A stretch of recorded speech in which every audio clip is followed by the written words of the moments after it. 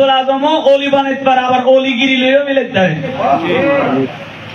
গৌসুল আজম হলো বিয়াদবি করলি, গৌসুল আজমর শানত আঘাত আইলি, গৌসুল আজমর শানত যদি কিঞ্চিত পরিমাণ আঘাত আই, গৌসুল আজমে এই বেলায় তিন টানিল বেরিব।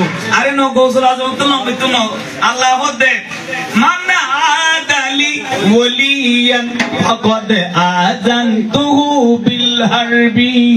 এ জগতের মানুষ শোনো শোনো শোনো, আমার গৌসুল আজমের সাথে, আমার ওলিদের সাথে যদি তোমরা বেয়াদবি করো, অন্যায় করো, অবিচার করো, দুর্নীতি করো, আমি আল্লাহ সহ্য করতে পারি না, তার সাথে আমি যুদ্ধ ঘোষণা করি।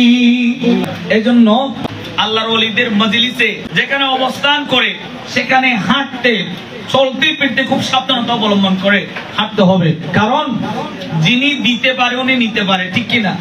ইনার দোয়া আল্লাহর দরবারে কবুল হয়, আবার ওনার বদদোয়া কবুল হবে। দা আছে না নাই?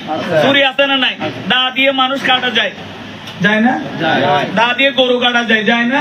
গরু কাটতে গিয়ে যদি আপনি হাতে চলাই দেন, এটা হাতেও কাটা যাবে, ঠিক কিনা? আল্লাহর ওলিদের দোয়া যেমন কবুল হবে, বদদোয়া কবুল হয়ে যাবে, ঠিক কিনা? এই জন্য খবরদার, যেমন তেমন নয়, আল্লাহর ওলিদের সাথে বেয়াদবি নয়।